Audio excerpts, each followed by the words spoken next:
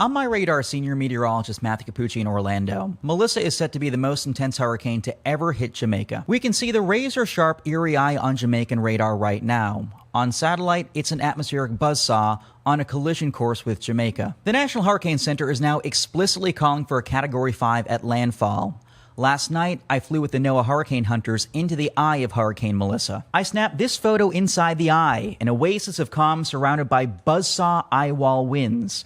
I could even see the stars above me. At this point, there's not much left to say and impacts are imminent. Here's the latest. Melissa's eye wall contains winds over 175 miles per hour over the open ocean. From a wind perspective, that makes it tied for the 10th most intense hurricane ever observed in the Atlantic. Its eye wall is crackling with lightning. We call this the EEL, or Enveloped Eye Wall Lightning Signature. You see that only in extremely intense storms or further strengthening storms. Here's a satellite loop showing that same thing. This comes from the GOES-19 weather satellite. Earlier this morning, a hurricane hunter's mission actually had to turn back because the turbulence they encountered in the eye wall was so extreme. And get this, another hurricane hunter mission actually found birds inside the eye.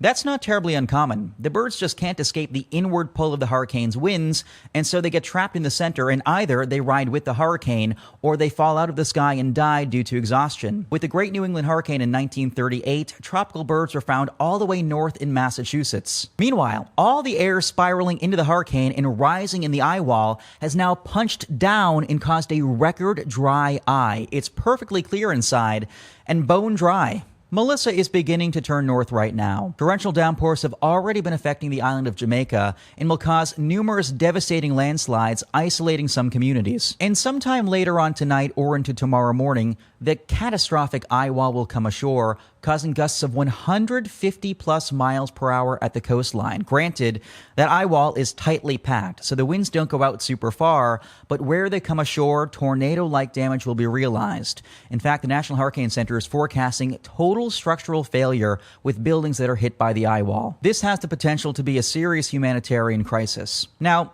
there's nothing much else to do, but we always say, run from the water, hide from the wind. Make sure your place of refuge isn't susceptible to either storm surge flooding or inland freshwater flooding and landslides.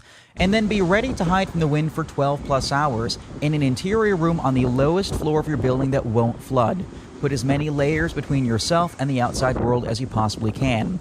Consider grabbing mattresses, pillows, blankets, whatever you have to do to protect your head in case there's a structural failure. The world now watches with Jamaica in our minds. As a meteorologist, I'm praying for our friends down there in Jamaica.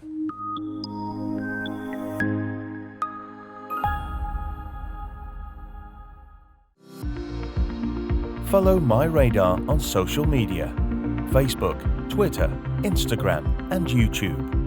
Download MyRadar on iOS, Android, Amazon Alexa, and Windows.